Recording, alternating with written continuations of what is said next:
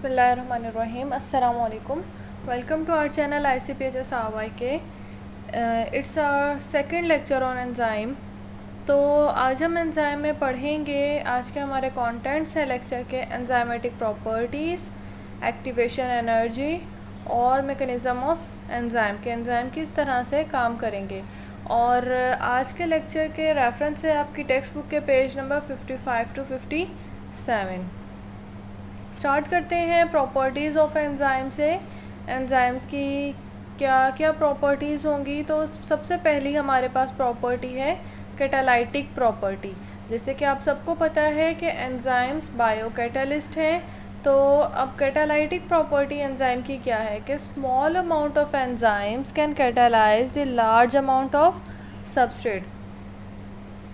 तो अगर एंजाइम थोड़ी अमाउंट में भी होंगे, थोड़ी मिकदार में भी होंगे, तो वो ज़्यादा जो मिकदार में हमारे सबस्ट्रेट हैं उनको कैटालाइज करवा सकते हैं या उनके रिएक्शन को स्पीड अप करवा सकते हैं in a biological reaction. Obviously enzymes की बात हो रही है तो ये कैटालिस्ट होंगे बायोलॉजिकल रिएक्शन में।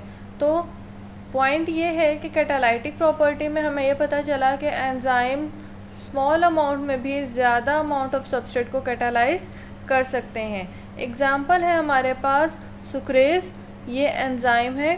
अब इसमें ये जो इसका नाम है ये किस तरह से है, ये हमारे पास फर्दर टॉपिक में है, तो वो हम डिस्कस करेंगे बाद में। लेकिन फ़िलहाल एक एंजाइम है जिसका नाम है सुक्रेज, जो कि स्मॉल अमाउंट में इजीली कैटालाइज करवा सकता है हाइड्रोलाइटिक रिएक्शन ऑफ सुक्रोज़। अब सुक्रोज़ क्या है और ये किस तरह से ये इसका हाइड्रोलाइटिक रिएक्शन जो है वो कैसे होगा और वो कौन सा एंजाइम है जो कि इस रिएक्शन को कैरी आउट करवाएगा, ये एग्जांपल है हमारी कैटालाइटिक प्रॉपर्टी की। तो ये है आपके सामने फर्स्ट एग्जांपल। अगर आप सबको याद हो या अपनी मेमोरी को थोड़ा सा रिवाइंड करो तो हमने ये सुक्रोज़ पढ़ा है चैप्टर हमारे कार्बोहाइड्रेट में, और ये सुक्रोज़ होता है डाइसैकेराइड, और डाइसैकेराइड में से भी ये मिलके बनता है ग्लूकोज और फ्रुक्टोज से। ठीक है, तो ये दो मोनोसेक्राइड हैं, ग्लूकोज भी मोनोसेक्राइड है, फ्रुक्टोज भी मोनोसेक्राइड है। इन दोनों से मिलके एक डाइसैकेराइड बनता है जो कि है सुक्रोज। ये हमने पढ़ाया है चैप्टर कार्बोहाइड्रेट में ऑलरेडी। अब पॉइंट ये है कि ये सुक्रोज इस सुक्रोज को हाइड्रोलाइज करेगा, इसका जो रिएक्शन है वो हाइड्रोलाइटिक रिएक्शन होगा, और इसके लिए एक एंजाइम चाहिए जो कि है सुक्रेज। अब हाइड्रोलाइटिक रिएक्शन क्या है ये आप सबको पता है। हाइड्रो कहते हैं हम वाटर को, H2O। लाइटिक जो है, लाइसिस जो है, ये हमेशा हम ये टर्म जो है वो रेफ़र करता है ब्रेकडाउन को। तो हाइड्रोलाइटिक रेफ़र करता है ब्रेकडाउन ऑफ वाटर। लेकिन याद रखिएगा, आप सब याद रखिएगा कि हाइड्रोलाइटिक जो है ब्रेकडाउन ऑफ वाटर, इसका लफ्ज़ी मतलब लिटरली मीनिंग तो बनता है, लेकिन इस रिएक्शन में होगा क्या, यही जो वाटर H2O है ये टूट जाएगा और बनेगा हाइड्रोजन और हाइड्रोक्सिल। और ये ख़ुद टूट के क्या करेगा, ये जो लार्ज या कॉम्प्लेक्स मॉलिक्यूल हैं इनको तोड़ेगा स्मॉलर और सिंपलर वन में।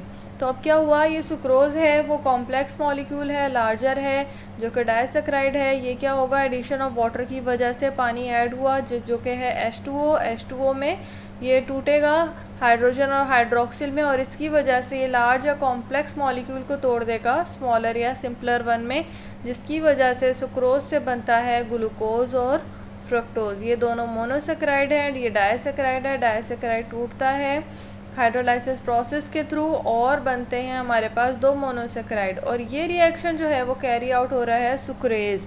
फर्स्ट लेक्चर में हमने डिस्कस किया था कि एंजाइम अपनी एक्टिविटी में स्पेसिफिक होते हैं, यानी कि ये जो एंजाइम है सुक्रेज एंजाइम आपके पास, ये सिर्फ और सिर्फ कैटालाइज करेगा सुक्रोज को, और सुक्रोज की जो हाइड्रोलाइटिक प्रॉपर्टीज़ हैं या हाइड्रोलाइटिक रिएक्शन है उसको ये कैरी आउट करवाएगा।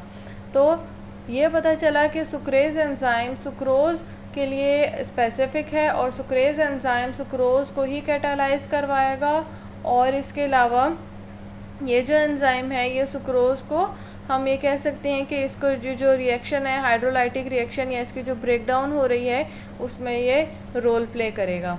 तो ये है कैटालाइटिक प्रॉपर्टी एंजाइम की, जिसमें हमारी फर्स्ट एग्जांपल है जिसमें हमने ये पढ़ा कि सुक्रेज एंजाइम सुक्रोज को का जो हाइड्रोलाइटिक रिएक्शन है उसको कैरी आउट करवाएगा, जिसमें सुक्रोज जो कि डाइसैकेराइड है वो टूट जाता है दो मोनोसैकेराइड में, ग्लूकोज और फ्रक्टोज में।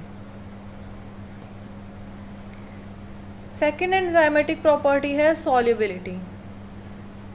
तो सॉल्युबिलिटी में हम ये पढ़ेंगे कि enzymes are mostly soluble in water. Enzyme जो है वो हल हो जाते हैं किसमें, पानी में और डाइल्यूट अल्कोहल सॉल्यूशन में, पानी में और डाइल्यूट अल्कोहल सॉल्यूशन में। याद रखिएगा डाइल्यूट अल्कोहल सॉल्यूशन में हल होगा। एंजाइम हल हो जाते हैं पानी में और डाइल्यूट अल्कोहल सॉल्यूशन में, लेकिन enzyme can precipitate in the following solvent. अब सबसे पहले तो ये टर्म प्रेसिपिटेट है क्या। तो प्रेसिपिटेट बेसिकली क्या होता है कि ये जैसे आपके सामने एग्जांपल है, ये सॉल्यूशन है जिसमें जो कि होमोजीनियस मिक्सचर है, जिसमें आपका सॉल्यूट और सॉल्वेंट दोनों मिक्स हुए हुए हैं। ये सस्पेंशन है जिसमें आपके सॉल्वेंट में जो सॉल्यूट पार्टिकल्स हैं वो सस्पेंडेड आपको ये नज़र आ रहे हैं।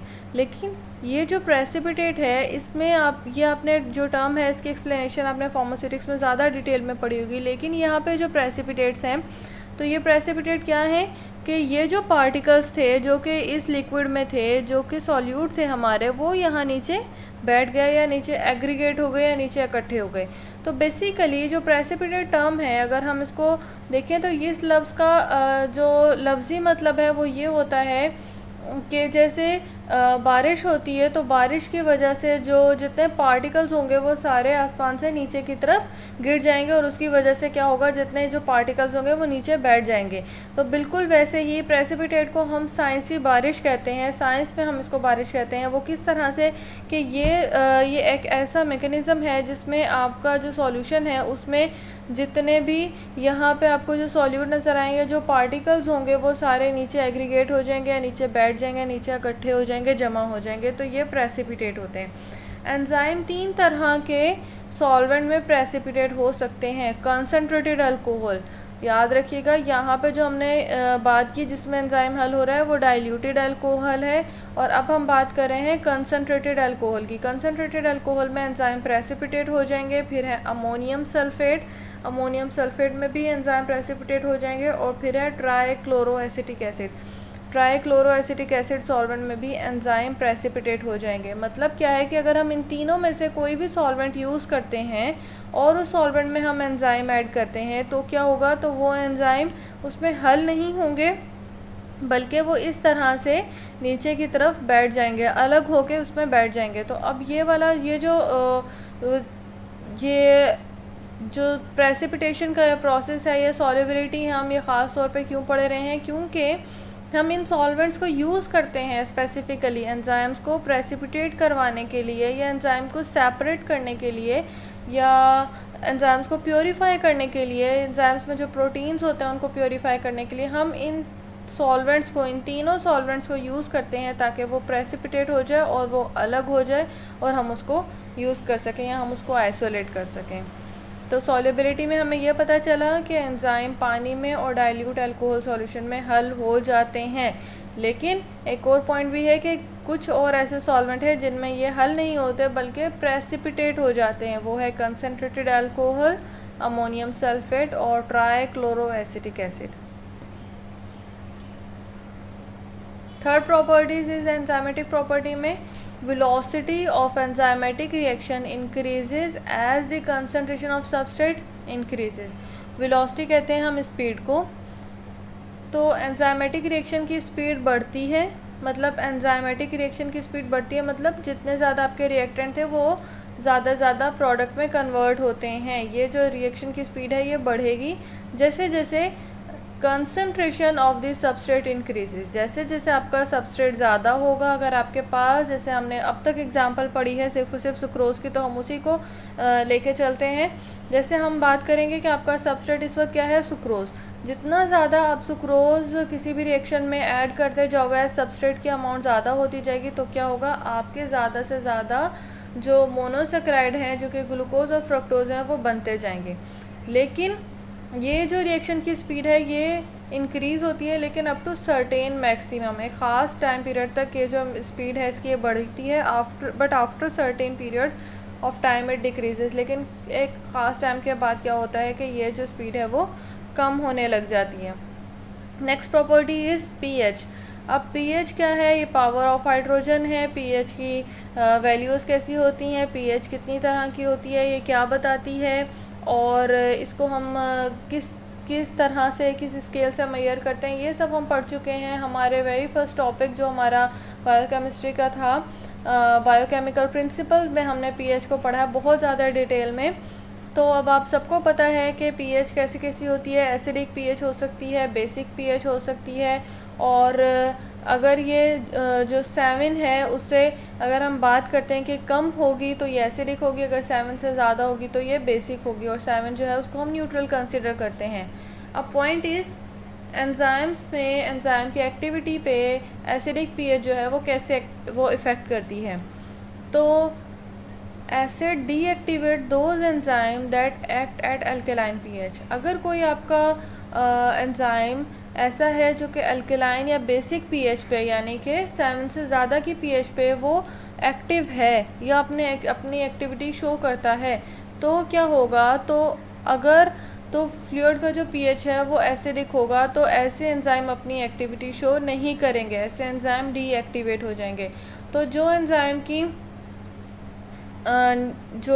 की अपनी पीएच होगी, उसके अलावा अगर कोई और पीएच होगी या उसकी वेरिएशन होगी तो उसकी वजह से एंजाइम की एक्टिविटी पे इफ़ेक्ट होगा। जैसे कि अगर अल्कलाइन पीएच में ऐड करने वाले एंजाइम को एसिडिक पीएच में ऐड कर दिया जाए तो फिर क्या होगा? वो डीएक्टिवेट हो जाएंगे। एग्जांपल है आपके पास ट्रिप्सिन एक्ट करता है अल्कलाइन पीएच में जो कि है 8.57। ट्रिप्सिन एक्ट करता है पीएच 8.57 में, और एसिडिक पीएच में ये डिस्ट्रॉय हो जाएगा। Trypsin is an enzyme that is secreted bye pancreas. Trypsin ऐसा एंजाइम है जो कि पैनक्रियास से रिलीज़ होता है, and very important for proper digestion of food, और इसके अलावा ये फूड की प्रॉपर डाइजेशन के लिए बहुत इंपॉर्टेंट है। तो ये जो ट्रिप्सिन है इसकी जो रिलीज़ है, इसकी जो सेक्रेशन है, ये आपने फिजियो में ज़्यादा अच्छे से पढ़ी हुई है, ज़्यादा डिटेल में पढ़ी हुई है। इसके अलावा आप अब से पहले फार्माकोग्नोसी में भी एंजाइम का टॉपिक कर चुके हो। तो बेसिकली अब ट्रिप्सिन जो है ये एंजाइम सेक्रेट होता है पैनक्रियास से, और ये इस जो स्टेबल होता है उसकी पीएच है 8.57, और ये 8.57 जो है ये बेसिक या अल्कलाइन पीएच है। और अगर आप ट्रिप्सिन को हम एसिडिक पीएच देंगे, एसिडिक पीएच अवेल करेंगे, तो उसकी वजह से क्या होगा? ये एंजाइम डीएक्टिवेट हो जाएगा और अपनी एक्टिविटी शो नहीं करेगा। नेक्स्ट पीएच जो है वो है बेसिक। तो बेसिक पीएच का क्या इफ़ेक्ट होता है? Bases deactivate the enzyme that act as acidic pH. ऐसे एंजाइम जो कि एसिडिक पीएच में अपनी एक्टिविटी शो करते हैं, अगर हम उनको बेसिक पीएच देंगे तो वो डीएक्टिवेट हो जाएंगे। एग्जाम्पल है पेप्सिन। पेप्सिन भी प्रोटीन की डाइजेशन करवाता है, ये प्रोटियोलाइटिक एंजाइम है, और ये स्टेबल होता है, ये अपनी एक्टिविटी शो करता है एट एसिडिक पीएच जो कि है 1 to 2। At alkaline pH it will destroy, और ये अल्कलाइन पीएच में डिस्ट्रॉय हो जाएगा। तो अब हमें इस पूरे जो हमारा पीएच का जो टॉपिक है, हमें इसमें से जो पॉइंट याद करने हैं, वो जो पॉइंट समझने हैं वो ये हैं कि कोई भी ऐसा एंजाइम जो कि एसिडिक पीएच या बेसिक पीएच पे स्टेबल होगा, अगर उसको अपनी स्टेबिलिटी या अपनी ऑप्टिमम पीएच के अलावा कोई और दूसरी पीएच जो है वो दी जाए या ऐसे लिक्विड में रखा जाए, तो उसकी वजह से क्या होता है, ऐसे फ्लूइड में या ऐसे मीडियम में रखा जाए तो उसकी वजह से क्या होगा कि उस एंजाइम की एक्टिविटी जो है वो डिस्टर्ब हो जाएगी, और वो एंजाइम डीएक्टिवेट हो जाएंगे और अपनी एक्टिविटी शो नहीं करेंगे। एग्जांपल हमने पढ़ी ट्रिप्सिन और पेप्सिन की, जिसमें से trypsin alkaline pH which is 8.57 पे स्टेबल होता है और अपनी एक्टिविटी शो करता है, जबकि पेप्सिन 1 to 2 पीएच पे स्टेबल होता है, एसिडिक पीएच पे स्टेबल होता है और अपनी एक्टिविटी शो करता है। और अगर हम इनकी पीएच से अपोजिट पीएच देंगे तो उसकी वजह से क्या होगा? इनकी एक्टिविटी डिस्टर्ब हो जाएगी और ये डीएक्टिवेट हो जाएंगे। टेम्परेचर का क्या इफ़ेक्ट होता है एंजाइम्स की एक्टिविटी पे? तो ऑप्टिमम टेम्परेचर है 96 Fahrenheit to 99 Fahrenheit. Optimum temperature enzymatic activity के लिए बॉडी के अकॉर्डिंग हम देखें सेल्सियस के अकॉर्डिंग तो वो है 35 degree Celsius to 40 degree Celsius जो है ये इसकी रेंज है। और आप सबको पता है जैसे कि हम कंसिडर करते हैं 37 को एज़ हमारी बॉडी का जो नॉर्मल टेम्परेचर है, तो 37 डिग्री अगर हम टेम्परेचर की बात करें तो ये उसमें अपनी एक्टिविटी जो है वो ऑप्टिमम एक्टिविटी शो करेगा। लेकिन रेंज की बात करें तो 35 टू 40 डिग्री सेल्सियस में। तो अब ये कुछ आपके पास टेम्परेचर हैं जिस पे एंजाइम की एक्टिविटी इफ़ेक्ट होती है। जैसे कि first one is the 0 degree Celsius पे एंजाइम इनएक्टिव होते हैं। अब यहीं पे हम एक और पॉइंट देखते हैं कि 0 डिग्री सेल्सियस पे इनएक्टिवेट होते हैं, प्लस 50 डिग्री सेल्सियस पे भी एंजाइम इनएक्टिव होते हैं। 0 और 50 डिग्री पे एंजाइम इनएक्टिवेट होते हैं। और इससे बीच के जो टेम्परेचर हैं जिसमें से 10 टू 20 डिग्री सेल्सियस पे एंजाइम बहुत कम एक्टिविटी शो करते हैं, अपनी वेरी लिटल एक्टिव होते हैं, जबकि 35 टू 40 डिग्री सेल्सियस पे ये मैक्सिमम एक्टिव होते हैं, जो कि इनके लिए ऑप्टिमम टेम्परेचर है। देन 60 डिग्री सेल्सियस पे एंजाइम डिस्ट्रॉय हो जाते हैं और सॉलिड कंडीशन में ये एंजाइम स्टेबल रह सकते हैं अप टू 100 डिग्री सेल्सियस। और याद रखिएगा ये प्लांट्स में भी ये जो है टेम्परेचर ये वेरी करेगा। जैसे अभी इस वक्त हमने बात की कि ये ह्यूमन बॉडी में 60 डिग्री सेल्सियस पे डिस्ट्रॉय हो जाएंगे, तो अभी हम बात करेंगे प्लांट्स की। तो फिर आपको पता चलेगा कि ये ज़रूरी नहीं कि 60 डिग्री सेल्सियस पे सारे एंजाइम जो है वो डिस्ट्रॉय हो जाएं। तो हर एंजाइम की नेचर जो है वो डिफरेंट होगी और हर एंजाइम की जो एक्टिविटी है और जो टेम्परेचर है वो उस पर डिपेंड करती है। जैसे आप सबको पता है एंजाइम्स बायो कैटालिस्ट हैं, ऑर्गेनिक कैटालिस्ट हैं, तो ये सारे लिविंग ऑर्गेनिज्म की हम बात कर रहे हैं इस वक्त। ओके, अब है एक्टिवेशन एनर्जी और एंजाइम का रिएक्शन। ये आपके सामने एक ग्राफ शो किया गया है। ये है एनर्जी और ये है प्रोग्रेस ऑफ रिएक्शन। ठीक है, यहाँ पे हम इस डायरेक्शन में जो आपकी वर्टिकल डायरेक्शन है उसमें हम शो करेंगे एनर्जी कम हुई है या कितनी ज़्यादा हुई है, और यहाँ पे हम हॉरिजॉन्टल डायरेक्शन में शो करेंगे, जो वाई प्लेन है आपका एक्स प्लेन है, उस पर हम शो करेंगे रिएक्शन हमारा उसकी प्रोग्रेस कैसी हुई है। तो ये है आपके रिएक्टेंट्स और ये कन्वर्ट हो रहे हैं प्रोडक्ट में। ये जब रिएक्टेंट प्रोडक्ट में कन्वर्ट होंगे, अगर आप देखो तो इस वक्त आपके पास दो कर्व हैं, एक ब्लू कर्व है और दूसरा रेड कर्व है। ये एक्टिवेशन एनर्जी है। एक्टिवेशन एनर्जी क्या होती है? वो एनर्जी जो कि रिएक्टेंट को चाहिए होती है ताकि ये रिएक्टेंट प्रोडक्ट में कन्वर्ट हो सके। अब अगर आपके पास कैटालिस्ट नहीं है और आप कैटालिस्ट के बगैर रिएक्शन कैरी आउट करवा रहे हैं, तो क्या होगा? वो रिएक्शन जो कि कैटालिस्ट के बगैर कैरी आउट होगा उसमें जो एक्टिवेशन एनर्जी है वो ज़्यादा चाहिए। ये है एक्टिवेशन एनर्जी विदाउट कैटालिस्ट। तो इतनी एनर्जी जो है अप्रॉक्सीमेटली आप देख सकते हो डबल अमाउंट ऑफ एनर्जी जो है वो चाहिए होगी रिएक्शन को कैरी आउट करवाने के लिए, अगर कैटालिस्ट या एंजाइम मौजूद नहीं है। और ये जो रेड कलर का कर्व नज़र आ रहा है आपको, ये क्या है? ये एक्टिवेशन एनर्जी है विद कैटालिस्ट। यानी कि अगर एंजाइम की प्रेजेंस में हम देखें तो हमें approximately half amount of energy require होती है, और हाफ अमाउंट ऑफ एनर्जी में ही हमारा रिएक्शन जो है वो स्टार्ट होकर रिएक्टेंट जो है वो प्रोडक्ट में कन्वर्ट हो जाएगा। अब मैकेनिज़्म क्या है एंजाइमेटिक रिएक्शन का, या कौन से तरीके से एंजाइम अपना रिएक्शन शो करते हैं, अपना रिएक्शन परफॉर्म करते हैं, ये हमने फर्स्ट लेक्चर में भी पढ़ा था। अब हम उसको और डिटेल में पढ़ेंगे कि following are the stages in typical enzyme catalyse reaction. तो एंजाइम कैटालाइज रिएक्शन में ये कुछ स्टेजेस हैं। कौन कौन सी? फर्स्ट स्टेज है formation of enzyme substrate complex, जिसको हम कहेंगे ईएस कॉम्प्लेक्स।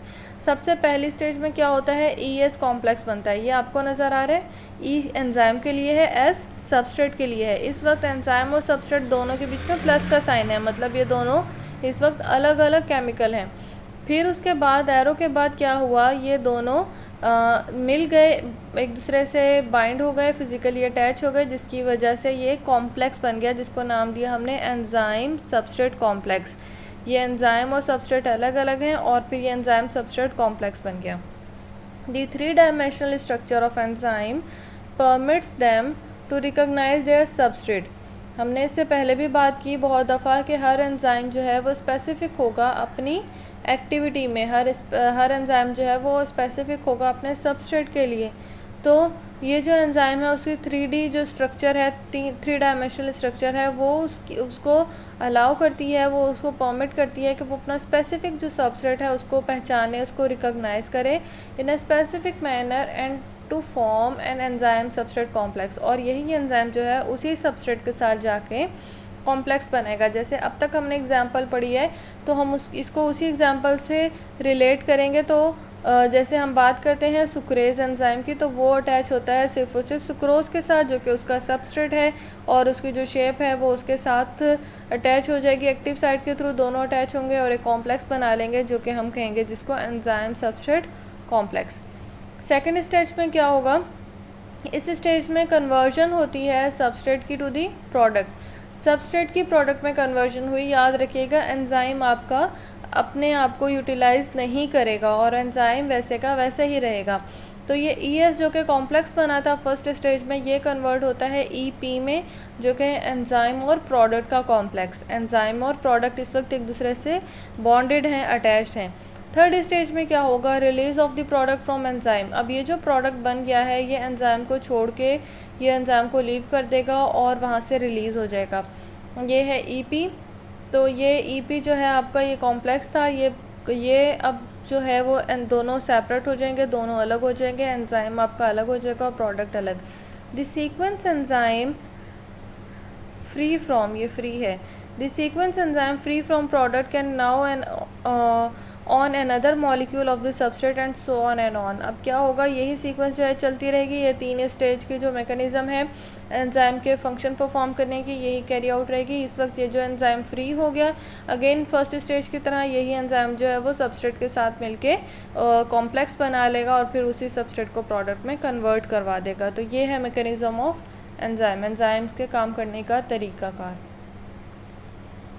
ये जनरल रिएक्शन है, जो पिछले तीनों स्टेजेस हमने अभी पढ़ी, हमने उनको एक जनरल रिएक्शन में यहाँ पे समराइज़ कर दिया, सम अप कर दिया। ये है आपका एंजाइम, ये सबस्ट्रेट है, ये दोनों एक दूसरे से अटैच हुए तो एक कॉम्प्लेक्स बन गया, ES कॉम्प्लेक्स कहेंगे हम इसको। ये ES कॉम्प्लेक्स में सबस्ट्रेट जो है वो प्रोडक्ट में कन्वर्ट होगा, EP बन गया, और ये EP बाद में यहाँ से प्रोडक्ट को लीव कर देगा, प्रोडक्ट को छोड़ देगा और एंजाइम अलग हो जाएगा और प्रोडक्ट अलग हो जाएगा।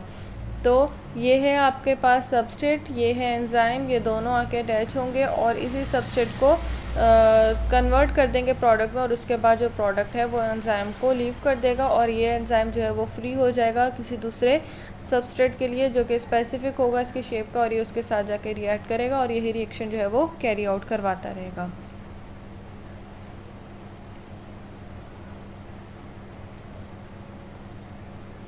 अब इस इमेज में आपके पास हमने अब तक जो भी पढ़ा उस सब का उसकी सबकी एक समराइज्ड उसका रिव्यू है, जिसमें ये एंजाइम है, ये ग्रे कलर में एंजाइम है, ये सबस्ट्रेट है।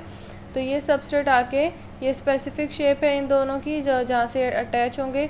तो ये एक्टिव साइट है जिसके थ्रू ये सबस्ट्रेट और एंजाइम दोनों एक दूसरे के साथ अटैच होंगे। तो ये क्या होगा, ये कॉम्प्लेक्स बन जाएगा जो कि ES कॉम्प्लेक्स है।